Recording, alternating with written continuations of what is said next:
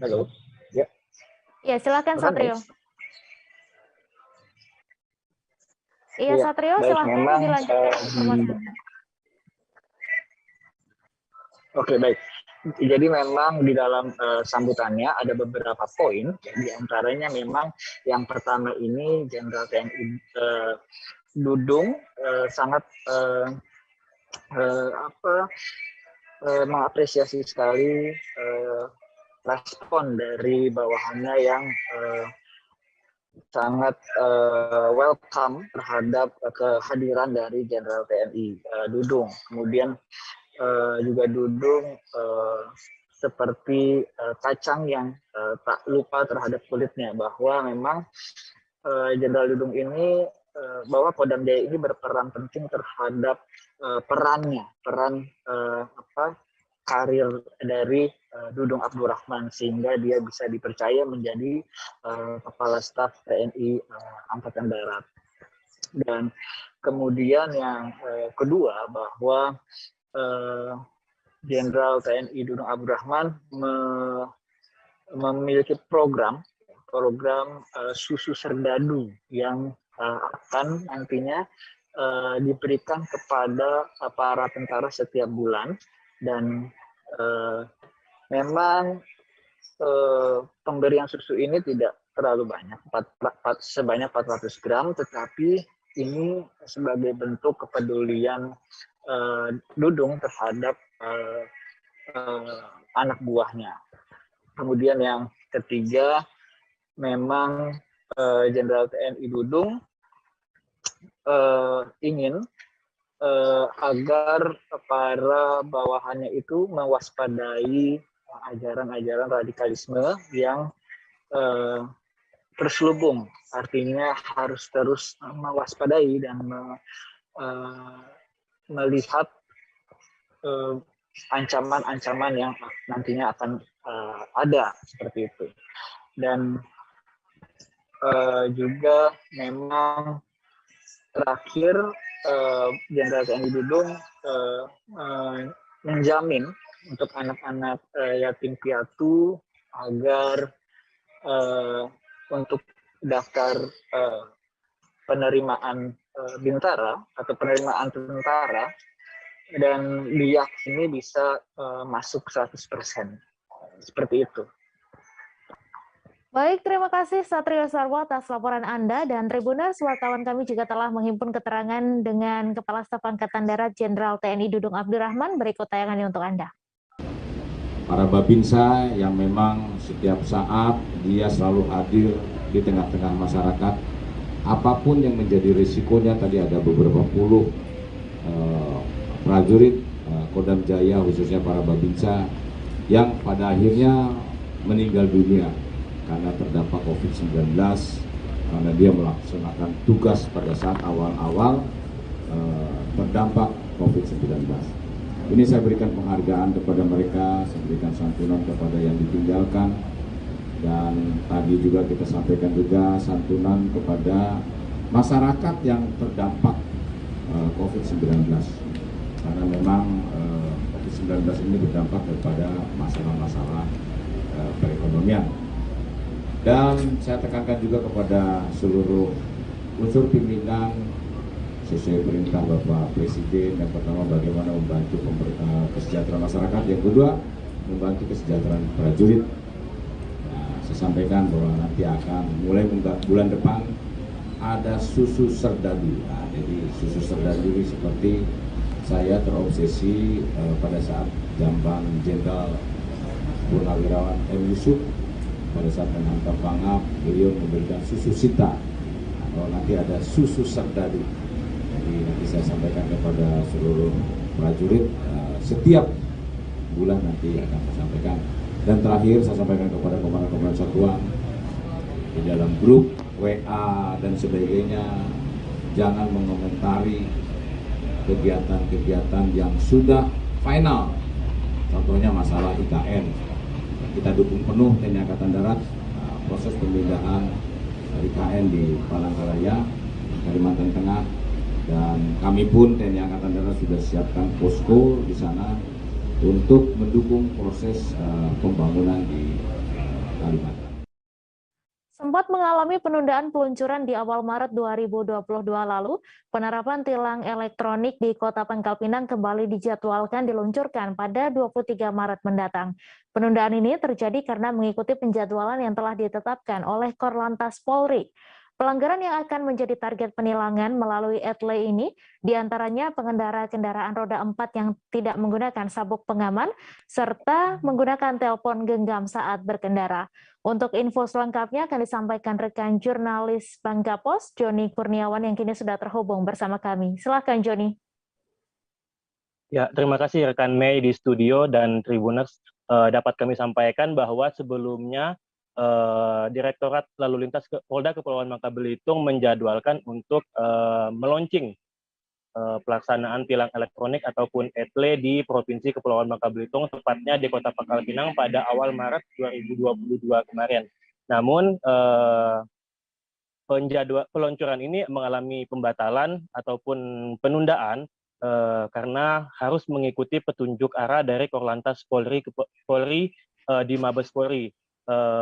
Kabak Binop Polda Kepulauan Bangka Belitung AKBP Dedi Dwitya Putra menyatakan bahwa peluncuran pelaksanaan ETLE ataupun tilang elektronik ini mengikuti petunjuk arah dari Korlantas Polri, sehingga mereka di Polda Kepulauan Bangka Belitung masih menunggu penjadwalan begitu. Sebelumnya Dedi Dwitya Putra menambahkan bahwa mereka akan meluncurkan ataupun mengikuti petunjuk arah yang telah ditetapkan oleh Korlantas Polri pada 23 Maret mendatang ataupun gelombang kedua peluncuran ETLE di tahun 2022 ini. Dedi juga menambahkan saat nantinya akan peluncuran mereka juga akan mengundang unsur Forkopimda di Provinsi Kepulauan Bangka Belitung sehingga sosialisasi di tengah masyarakat juga dapat diterima dan juga dapat dihimbau kepada masyarakat khususnya pengguna motor di Kota Pangkal Pinang. Dedi Dwitya Putra juga menambahkan bahwa dalam target penilangan ETLE ini dilakukan kepada pengendara roda 4 khususnya yang tidak menggunakan sabuk pengaman, menggunakan handphone saat berkendara. Sementara itu untuk kendaraan roda 2 akan ditilang bagi masyarakat ataupun pengguna kendaraan motor yang tidak menggunakan helm. Jadi menambahkan untuk proses tilang yang dilakukan akan menyasar langsung kepada pemilik kendaraan yang tertangkap oleh kamera pengawas di kamera elektronik yang telah ditetapkan di 4 titik di Kota Pangkal Pinang. Setelah masyarakat ataupun pengguna kendaraan bermotor menerima surat tilang, maka pengendara kendaraan wajib membayar denda tilang yang telah ditetapkan. Demikian laporan dari Provinsi Kepulauan Bangka Belitung, Joni Kurniawan, kembali ke Mei di studio.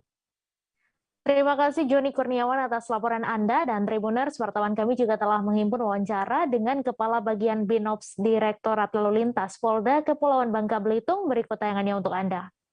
Baik, untuk persiapan launching ETLE, kita juga dari jajaran Lantas Polda Bangka Belitung sudah mempersiapkan segala sesuatunya, baik itu teknis dan operator serta fasilitas lainnya. Kemungkinan untuk pelaksanaannya kita mengikuti juga daripada Korlantas.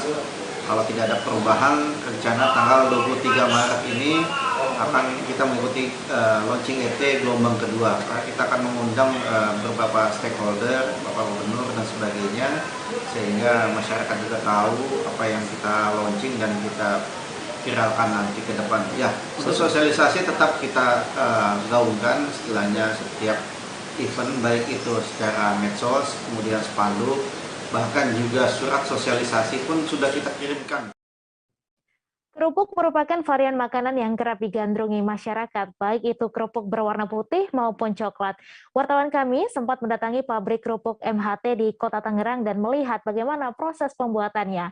Produksi kerupuk di pabrik ini mencapai 3.000 kerupuk per harinya. Dan bahkan pabrik ini sudah berdiri sejak tahun 1992. Untuk mengetahui bagaimana keseruan pembuatan kerupuk ini, akan disampaikan langsung oleh rekan Andika Panduwinata, wartawan Warta Kota, yang kini sudah terhubung bersama kami. Silakan Andika. Terima kasih banyak rekan Mei. Kita diberi kesempatan ya untuk berkunjung di pabrik kerupuk MAT nih. Lokasinya berada di kawasan Tanah Tinggi, Kota Tangerang. Dari pantauan di lokasi, pabrik kerupuk ini bentuk rumahan ya. Jadi rumah sang pemilik di depannya, sedangkan bagian produksi ada di belakangnya. Sementara itu di sisi rumahnya dibuat seperti ini, jemuran kerupuk. Produksi di sini ada kerupuk warna putih dan warna coklat. Nah, menurut Hendra ini sang pemilik, MHT itu berasal dari nama-nama anaknya. Dan Hendra ini memang anaknya. Ada Hendra, ada Tisna, dan yang lainnya gitu kan. Berdiri sejak tahun 1992. Dari pantauan di lokasi itu sangat simpel ya. Jadinya awalnya itu mereka bikin adonan terlebih dahulu gitu dari tepung. Kemudian itu dikasih bumbu rasa ikan. Jadi ini emang rasa ikan di situ ya, kerupuk ikan ya. Setelah dimasukkan ke mesin itu diadon. Dan adonan itu nanti dikeluarkan lagi ke mesin cetak. Setelah di mesin cetak terbentuk kerupuk, ukurannya sangat kecil ya. Kemudian dipanggang, dimasukkan di dalam oven. Oven ini nih yang menariknya ini, itu bahan bakarnya kayu. Jadinya di situ banyak kayu-kayu juga selain dari tepung itu sendiri ya. Dia dalam sehari itu bisa memproduksi sekitar 3.000 kerupuk gitu kan. 3.000 kerupuk ini didistribusikan ke restoran, warteg, bahkan warung kopi yang ada di wilayah Tangerang. Menurutnya ini dalam bisnis kerupuk ini tidak terdampak ya pandemi ya. Padahal pandemi sudah 2 tahun tapi bisnisnya tidak terdampak dan ordernya juga stabil gitu kan. Terima kasih. Demikian. Baik, terima kasih Andika atas laporan Anda. Selamat bertugas kembali. Kita beralih ke informasi selanjutnya, Tribuners. Mobil dan motor mewah tersangka investasi bodong Quotex Doni Salmanan dipamerkan di Barreskrim Polri Kebayoran Baru, Jakarta Selatan. Salah satu motor Ninja H2R berwarna emas harga 1,2 miliar rupiah itu disita oleh kepolisian. Motor itu terparkir di parkiran barang bukti berjajar dengan motor-motor tindak pidana umum lainnya.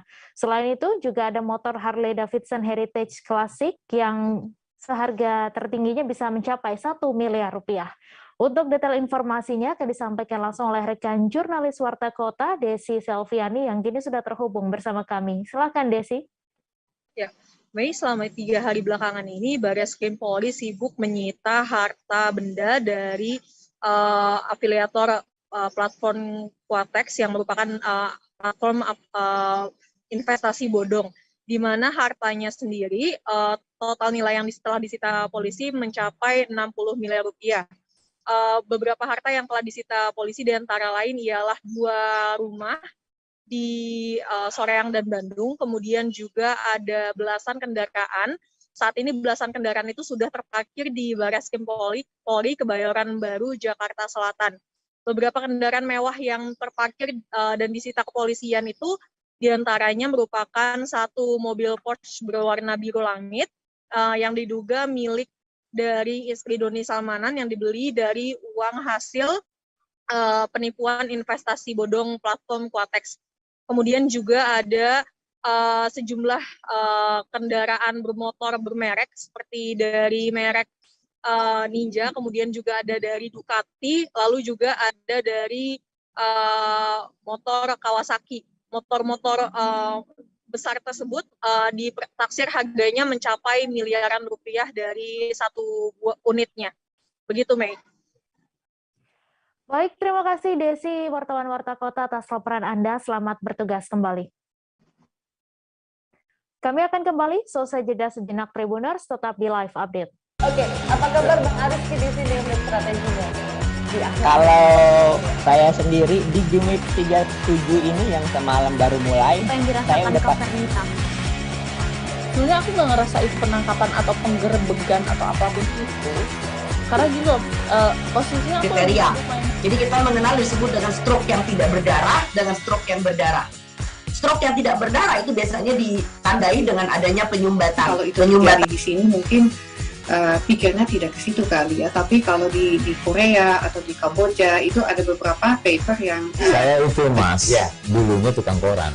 Oh gitu ya. Tukang koran. Ya, saya baca itu Pak. Tuh kan pernah baca kan? Ya. Jadi kalau saya jadi Pangdam itu udah bersyukur banget. Si anak ini dijadikan sebagai tersangka begitu. Ya, kalau ini kita bicara yang di luar kasus Sebongondo ya. Dikenal dengan nama hujan shower, di mana terdapat batas jelas antara daerah hujan dan tidak hujan yang biasanya terjadi pada fase awal mature stage atau tahap berbahaya dewasa. itu Kang. Jadi mulai artinya terjadinya perlembekan. Nah itu untuk penetrasi akan sulit. Gitu ya. Dok, saya ini menurut saya memang tidak mudah, bukan urusan tanah diambil.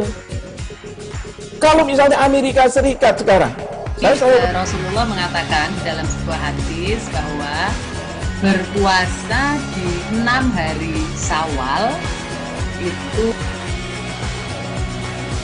Oke, apa kabar Bang Arif di sini untuk strateginya? Kalau saya sendiri di Jumip 37 ini yang semalam baru mulai, saya udah Sebenarnya aku nggak ngerasain penangkapan atau penggerebegan atau apapun itu, karena gitu posisinya aku kriteria. Jadi kita mengenal disebut dengan stroke yang tidak berdarah dengan stroke yang berdarah. Stroke yang tidak berdarah itu biasanya ditandai dengan adanya penyumbatan. Kalau itu terjadi di sini mungkin pikirnya tidak ke situ kali ya, tapi kalau di Korea atau di Kamboja itu ada beberapa paper yang saya itu Mas, dulunya tukang koran. Oh gitu ya. Tukang koran. Ya, saya baca itu Pak. Tuh kan pernah baca kan? Ya. Jadi kalau saya jadi Pangdam itu udah bersyukur banget. Si anak ini dijadikan sebagai tersangka begitu.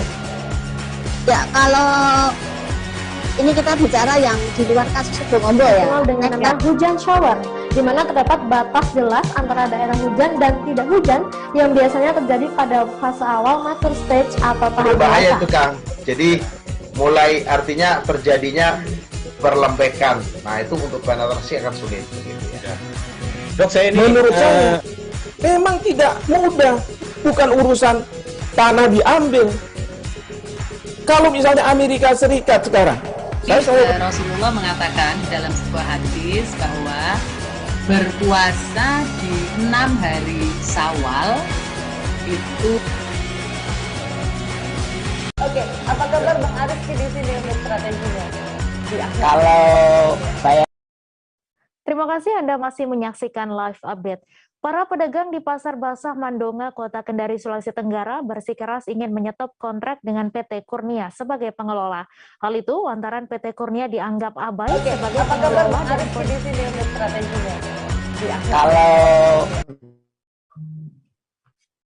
Hal itu lantaran PT Kurnia dianggap abai sebagai pengelola dan kondisi pasar saat ini semakin kumuh tak terawat. Pedagang yang tak mau lagi berurusan dengan PT Kurnia meminta tolong kepada pemerintah Kota Kendari untuk mengambil alih pengelolaan pasar.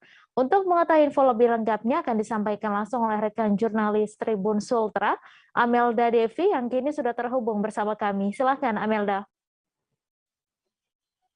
Ya baik, terima kasih rekan Mei.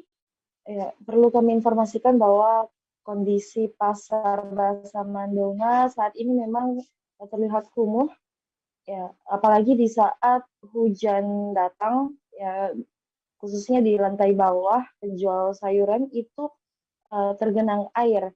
Ya, tak hanya di basement, di lantai 1 dan lantai 2 juga terlihat beberapa bangunan yang menumpuk barang-barang yang tidak terpakai, bahkan sampah juga menumpuk di area tertentu dan di tangga-tangga juga memang kondisinya yang sudah mulai tidak layak. Ya, hal itu berdasarkan pengakuan para pedagang karena selama menjalankan kontrak dengan PT Kurnia, sekiranya 19 tahun lamanya kontrak tersebut, pihak PT Kurnia justru tidak pernah melakukan perbaikan meskipun pembayaran sewa dan lain-lainnya terus dibayarkan oleh para pedagang. Ya, hal ini dikeluhkan para pedagang dan disampaikan kepada pemerintah kota dan juga DPRD Kota Kendari pada ulang tahun Kerukunan Pedagang Pasar Mandonga atau KP2M yang ke-20 kemarin.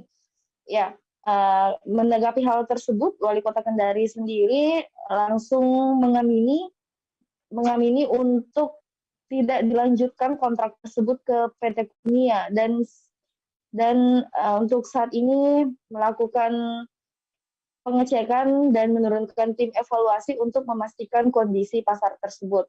Ya, selain itu perlu diketahui juga memang kontrak dengan PT Kurnia ini akan berlangsung 2023 tahun depan.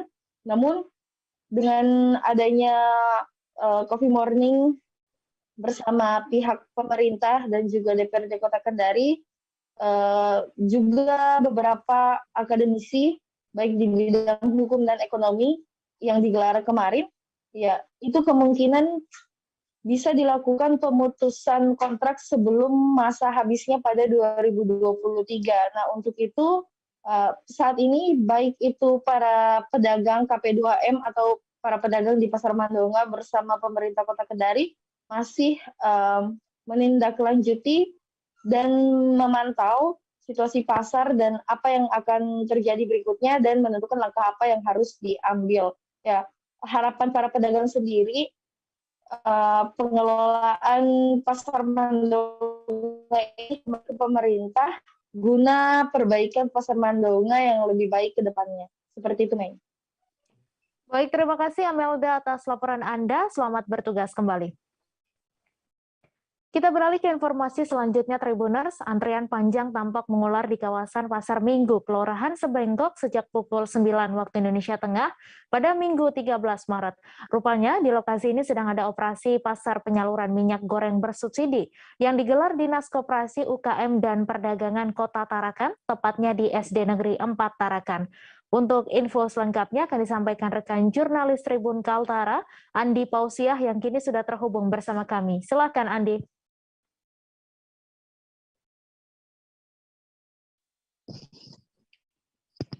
Ya, baik rekan Mei, selamat sore Tribuners, bersama saya Andi Pausia melaporkan dari Kota Tarakan, Provinsi Kalimantan Utara. Ya, memang benar telah terjadi antrian panjang yang ada di kawasan Pasar Minggu di Kelurahan Sebengkok di Kota Tarakan, tepatnya sejak pagi pukul 9 WITA pada hari Minggu tanggal 13 Maret 2022 kemarin.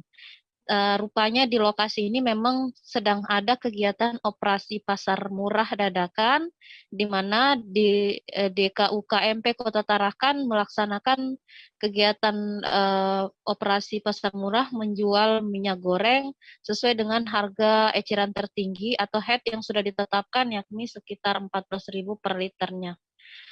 Adapun dikatakan Kepala Dinas Perdagangan, Dinas Koperasi UKM dan Perdagangan Kota Tarakan, yakni Bapak Untung Prayitno, total disiapkan dalam kegiatan operasi pasar tersebut sejumlah 4,5 ton atau sekitar 2.500 liter yang disiapkan untuk masyarakat yang datang untuk berbelanja di Pasar Minggu dan juga bagi para pelaku UMKM yang ada di Pasar Minggu di Kota Tarakan. Adapun untuk jatahnya sendiri per orang dijatah hanya 2 liter, di mana memang kemasan yang dijualkan adalah kemasan ukuran 2 liter dengan harga sekitar 14.000 per liter atau sekitar 28.000 per 2 liter. Dikatakan oleh Bapak Kepala Dinas DKUKMP Kota Tarakan, Bapak Untung, adapun memang untuk kegiatan ini diserahkan kepada pihak kelurahan. Dan dalam hal ini nantinya selain di daerah Kelurahan Sebengkok, ke depan akan ada lagi dijadwalkan di daerah lainnya. Di antaranya di Kelurahan Juata Kerikil ada 2 titik, kemudian di daerah wilayah Pantai Amal juga ada 2 titik. Di daerah yang direncanakan ini nantinya direncanakan sekitar hari Kamis mendatang, dan juga akan merangkul Ibu PKK Kota Tarakan. Adapun dilanjutkan oleh Untung, sebenarnya tidak ada istilah kelangkaan di dalam yang terjadi di Tarakan, hanya saja stoknya ada namun dibatasin, dan juga ada juga merek seperti kunci mas kemarin yang memang stoknya ada di gudang karena pihak distributor tidak berani menjualkan dengan harga eceran tertinggi 14.000 per liter, di mana itu adalah stok lama yang sudah pernah dibeli di tahun Desember 2021. Dan jika dipaksakan untuk dijual dengan harga eceran tertinggi, tentunya mereka akan merugi dan belum ada jaminan refaksi atau pengembalian selisih harga pada saat itu. Sehingga pihaknya, dalam hal ini Bapak Untung Prayitno, Kepala DKU KMP Kota Tarakan, sudah berkoordinasi dengan pusat, dengan pihak Kementerian Perdagangan di pusat untuk membantu memfasilitasi, mempercepat adanya kepastian refaksi yang diberikan oleh atau dijaminkan oleh produsen kunci emas untuk distributor yang ada di resmi yang ada di Kota Tarakan. Dan kemarin itulah stok yang digunakan untuk operasi pasar murah minyak, di mana memang karena sudah ada jaminan refaksi dari Kementerian Perdagangan. Kemudian selain itu, adapun ditegaskan Untung Prayitno agar masyarakat jangan panik buying atau jangan panik membeli dan menimbun stok yang ada, sehingga menyebabkan masyarakat lain yang sebenarnya lebih membutuhkan akhirnya tidak kebagian. Kemudian dalam hal ini kemarin dalam operasi pasar tersebut diterapkan sistem pembelian menggunakan kupon, di mana kupon jika bisa menunjukkan kupon yang diberikan, barulah bisa mendapatkan jatah minyak 2 liter itu. Untuk kupon sendiri dibuat dari pihak kelurahan dan dibagikan sejak pagi-pagi sekali untuk masyarakat yang datang berbelanja di pasar tumpah dan juga bagi pelaku UMKM. Untuk pelaku UMKM dijatah 5 liter atau 1 jerigen, kemudian untuk rumah tangga hanya sekitar 2 liter saja.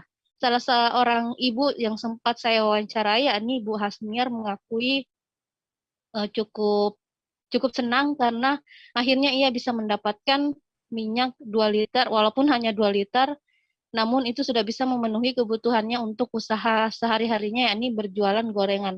Ia juga mengakui sempat tidak berjualan gorengan karena memang kondisi minyak yang sudah tidak ada lagi atau kosong di beberapa swalayan yang ada di Kota Tarakan.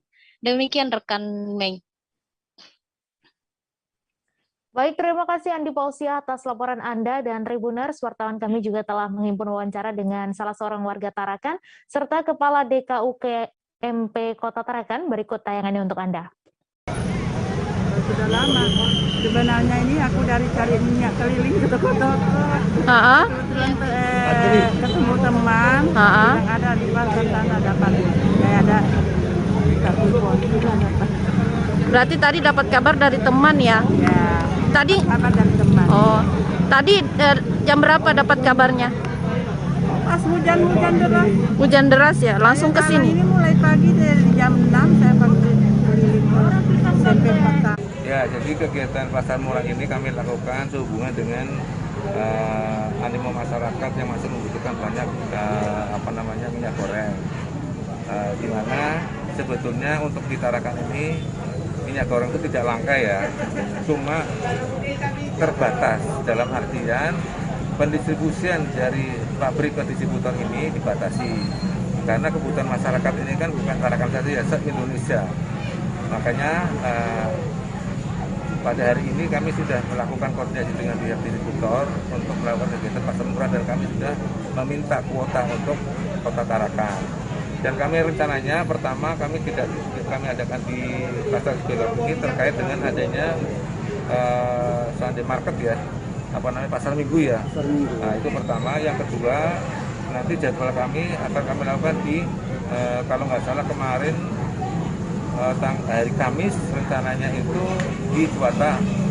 Di Juwata itu ada 2 titik, terus yang selanjutnya nanti di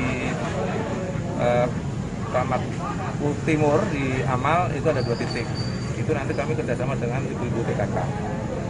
Nah untuk yang hari ini kami gelontorkan kurang lebih sekitar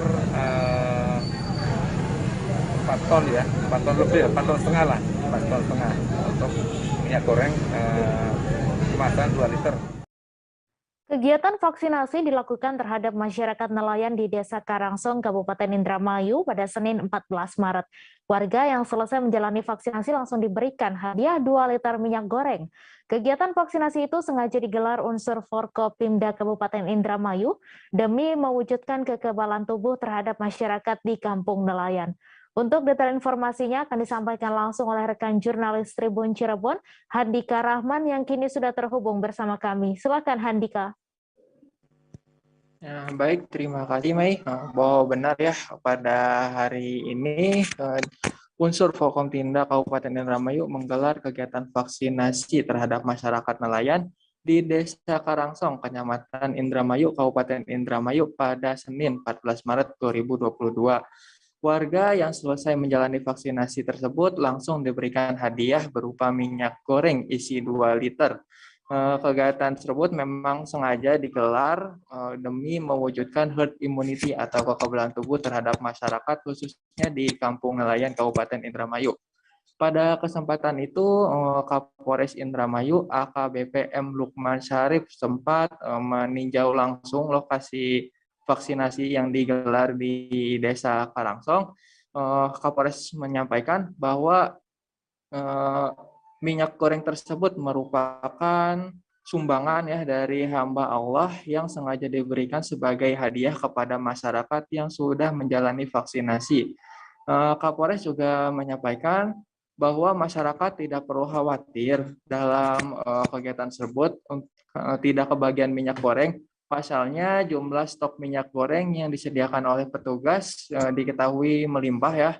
Pada kegiatan di tempat tersebut, pihaknya bahkan menargetkan ada sebanyak 1.000 orang bisa divaksin COVID-19. Sementara untuk secara keseluruhan di Kabupaten Indramayu ditargetkan ada sebanyak 12.000 orang dapat divaksin pada hari ini. Seperti diketahui juga, beragam upaya terus dilakukan oleh pemerintah daerah Kabupaten Indramayu bekerja sama dengan pihak TNI dan Polri untuk mencapai targetan vaksinasi di Kabupaten Indramayu khususnya mulai dari vaksinasi keliling hingga vaksinasi yang dipusatkan serta vaksinasi berhadiah minyak goreng seperti yang dilakukan pada hari ini. Adanya kegiatan vaksinasi berhadiah minyak goreng tersebut pun tentunya sangat disambut gembira ya oleh masyarakat. Terlebih minyak goreng mengalami kelangkaan di Kabupaten Indramayu, masyarakat mengaku mereka sudah sangat kesulitan untuk mendapat minyak goreng. Mereka sudah berkeliling ke swalayan maupun ke pasar tradisional. Hanya saja minyak goreng yang hendak dibeli oleh warga ini sebagian besar kosong atau sudah habis. Sehingga pada kegiatan hari ini, di mana kegiatan vaksinasi tersebut berhadiah minyak goreng, tentu sangat disambut antusias oleh masyarakat dan mereka pun berbondong-bondong pada hari ini untuk mengikuti vaksinasi tersebut. Begitu, Mei. Baik, terima kasih Handika Rahman atas laporan Anda, dan Tribuners, wartawan kami juga telah menghimpun wawancara dengan Kapolres Indramayu serta salah seorang warga. Berikut tayangannya untuk Anda. Ya, ini merupakan kegiatan dari kami Forkopimda, ya, dari Bupati, Pak Dandim, dari Polres Indramayu dalam rangka percepatan pencapaian vaksin untuk masyarakat Indramayu. Hari ini kita melaksanakan kegiatan di tengah-tengah masyarakat nelayan di Indramayu. Kita dekatkan pelayanan, ya. Selama ini kita berkeliling-keliling. Nah, hari ini kita mencoba untuk beberapa kali, ya mungkin ini kali kedua kita melaksanakan kegiatan vaksin di tempat mana nelayan. Saat ini saya didampingi Pak Dandim dari pemerintahan, Pak Asda, ada dari Pak Ketua KPL. Kita sama-sama menjaring masyarakat agar semuanya bisa divaksin dan segera kita memasuki endemi. Alhamdulillah, kan minyak lagi susah nyarinya. Oh, susah, Bu. Ya, Itu sebelumnya nyari-nyari kemana Bu minyak Bu? Di Maret, di Surya, di Alfa nggak ada. Nggak ada, habis. Sekarang stok di rumah masih ada? Ya masih sih, Cuma tinggal sedikit ya. Berarti ini bersyukur banget ya dapat minyak tuh ya. Rumah di mana Bu? Di Karangsong, RT 5, RW 1. Ini adanya juga. Golongan lansia dan anak-anak masih menjadi kelompok penerima vaksinasi COVID-19 paling rendah di Kota Jayapura, Papua. Hal tersebut disampaikan Kepala Dinas Kesehatan Kota Jayapura, Dr. Ninyoman Sri Antari. Ninyoman mengatakan untuk lansia capaian vaksinasi COVID-19 hanya sebesar 34% untuk dosis pertama dan 27% untuk dosis kedua. Untuk info selengkapnya akan disampaikan rekan jurnalis Tribun Papua, Aldi Bimantara, yang kini sudah terhubung bersama kami. Silakan Aldi.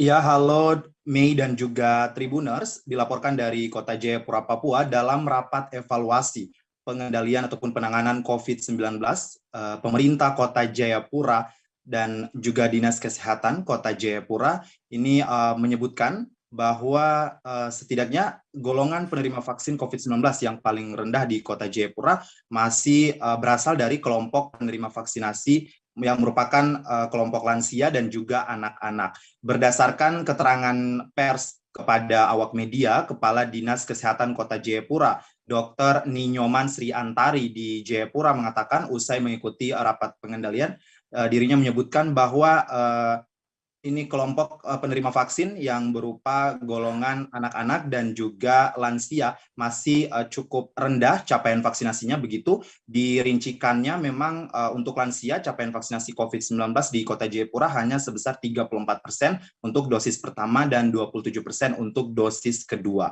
Hal ini diprediksikannya karena memang untuk golongan lansia sendiri ini menjadi rentan begitu karena memang masih banyak terdapat lansia yang merupakan calon penerima vaksin di Kota Jayapura mengidap komorbid ataupun penyakit penyerta sehingga memang tidak layak ataupun tidak memenuhi kualifikasi ataupun persyaratan untuk menerima vaksinasi COVID-19.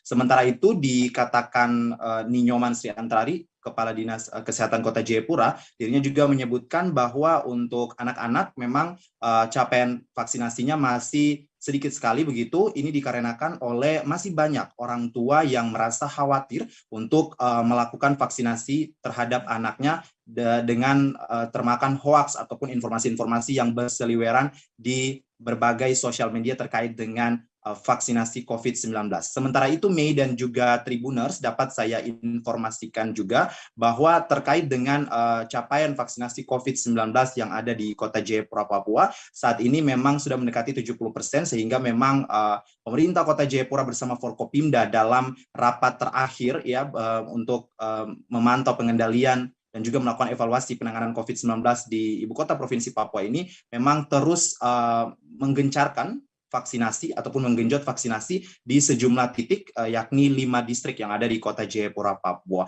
Selain itu juga Mei dan juga Tribuners, dapat saya informasikan bahwa capaian vaksinasi COVID-19 yang ada di Kota Jayapura tentunya juga untuk mendukung capaian vaksinasi secara nasional agar kekebalan komunal ataupun herd immunity dapat terbentuk di Provinsi Papua. Sekedar diketahui juga Tribuners bahwa berdasarkan laporan Satgas Penanganan COVID-19 di Kota Jayapura pada Minggu 13 Maret 2020 lalu, sebanyak 237 pasien COVID-19 masih menjalani perawatan isolasi mandiri di rumah masing-masing begitu. Mei, demikian untuk sementara laporan singkat saya terkait dengan capaian vaksinasi COVID-19 yang ada di Kota Jayapura, Papua. Untuk sementara kembali ke Mei di studio. Terima kasih Aldi Bimantara atas laporan Anda, dan Tribuners, wartawan kami juga telah menghimpun wawancara dengan Kepala Dinas Kesehatan Kota Jayapura. Berikut tayangan ini untuk Anda. Jadi obat kita paling nyiapin vitamin, tapi obat memang disupport dari kementerian, Favipiravir, jadi kita nggak membeli. Begitu. Ibu, terkait kendalanya ini loh, vaksinasi untuk lansia dan anak-anak ini kenapa masih rendah? Lansia dan anak-anak di kita memang halangannya lansia itu banyak komorbidnya, ya. Kemudian untuk anak-anak banyak ketakutan ibunya. Kalau nanti ada apa-apa dengan anak itu, memang kita membutuhkan sosialisasi lebih banyak lagi. Itu tadi berapa? Ini persentase yang lansia dan yang lansia 34% untuk dosis 1, 27% untuk dosis kedua. Ada setiap hari keluar itu vaksinasinya itu kan booming Mas, kurang membooming itu. Vaksinasi ya.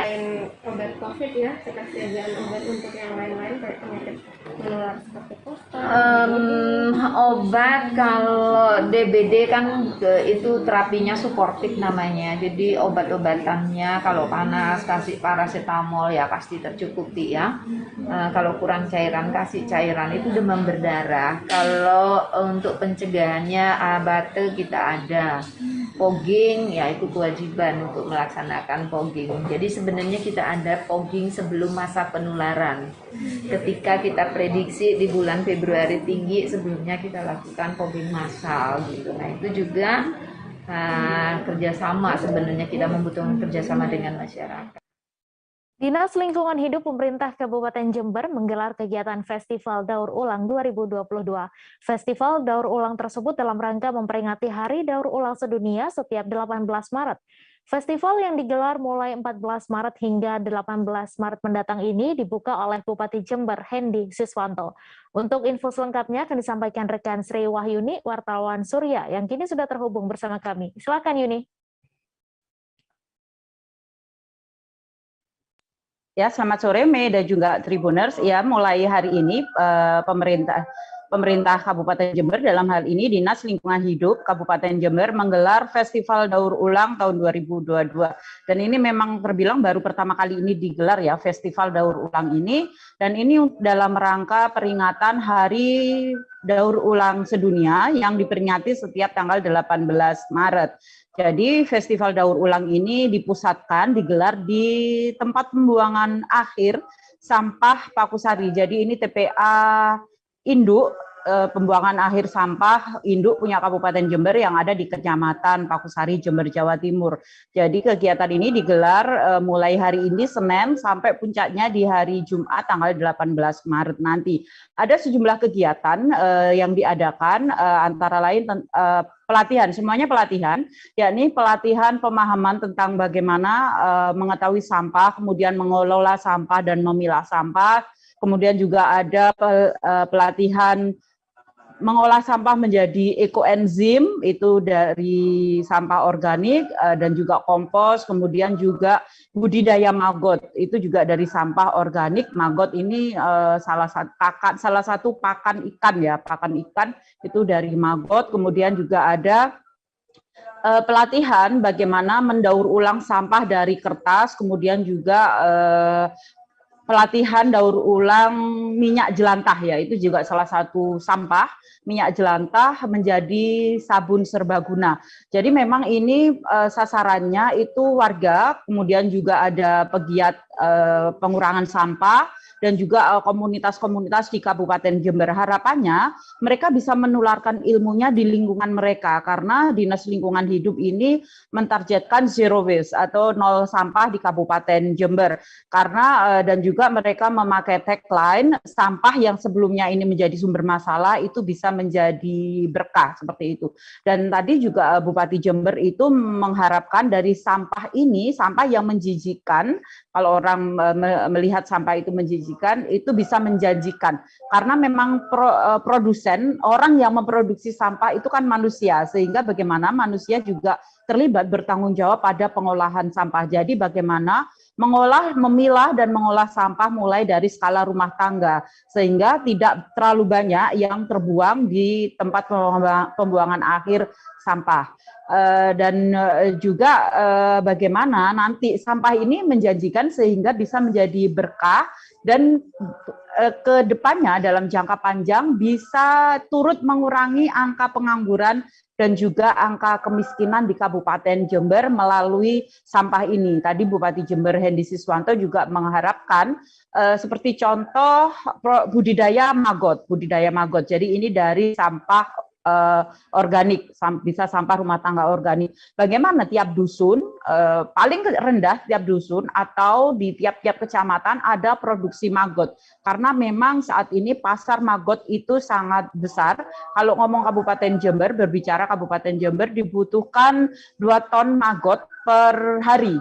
Itu untuk pakan ikan. Tapi saat ini masih belum bisa dipenuhi oleh para produsen pembudidaya maggot. Sementara itu di kabupaten sendiri berbicara tentang sampah, itu produksi sampah perharinya ada 187 ton sampah per hari. Dan inilah yang menjadi PR bersama, baik bagi pemerintah Kabupaten Jember dan juga masyarakat Jember, bagaimana bisa mengelola dan memilah sampah ini mulai dari tingkat paling bawah, mulai dari skala rumah tangga, sehingga sampah ini bisa dimaksimalkan dan nantinya akhirnya bisa menjadi berkah. Seperti itu, Mei dan juga Tribuners. Baik, terima kasih Sri Wahyuni atas laporan Anda, dan Tribuners, wartawan kami juga telah menghimpun wawancara dengan Bupati Jember. Berikut tayangannya untuk Anda. Teman-teman LH dan semua komunitas relawan-relawan sampah yang peduli sampah di Jember ini sangat luar biasa, dan saya sangat mencintai sekali teman-teman relawan ini yang memang tanpa dengan jiwa sosialnya untuk menyelesaikan persoalan sampah yang ada di Kabupaten Jember ini. Tentunya adanya sampah ini kita sudah punya bermacam-macam teori ilmu dan kenyataannya sudah ada untuk bagaimana sampah ini dari masalah yang menjijikan menjadi menjanjikan. Sampah yang tidak bisa produktif menjadi produktif dan menjadi berkah di situ. Dan makanya dengan adanya hari ini tanggal 14 sampai tanggal 18, kawan-kawan LH yang diinisiasi teman-teman LH mengadakan festival daur ulang, ini sungguh sangat berbahagia dan diikuti 150 relawan, termasuk dari LH sendiri ikut serta untuk pelatihan. Ada 9 macam poin tadi bagaimana festival daur ulang ini ada edukasi. Itu yang menuju menjanjikan tadi, menuju keberkahan tadi. Menjadi peluang pembuka lapangan kerja baru. Yang menjadi tambahan pendapatan untuk siapapun juga. Masyarakat Jember siapapun, termasuk ASN juga di sini, siapapun termasuk saya pun, panjenengan semua bisa untuk memanfaatkan sampah-sampah kita sendiri. Sampah-sampah kita sendiri, karena kita yang tukang pabrik sampah kan kita sendiri nih. Dan itu kalau kita manage dengan bagus, dari hasil nanti daur festival ini selesai nanti selama 3 hari, terus ditularkan ilmu tadi. Dan kami posisi Pemkab tentunya akan mensupport ini. Mensupport di posisi apanya, monggo. Yang diharapkan mereka apa? Satu, yang kedua adalah masalah maggot tadi. Maggot tentang dari sampah semua. Produk material utamanya, raw materialnya dari sampah semua. Informasi tadi sekaligus menutup perjumpaan kita dalam live update hari ini. Tribuners, lantaran masih di tengah pandemi, kami kembali mengingatkan untuk selalu menerapkan protokol kesehatan dimanapun Anda berada. Saya, Meisa Desirait, beserta kru yang bertugas pamit. Terima kasih dan sampai jumpa. Jangan lupa like, subscribe, dan share ya!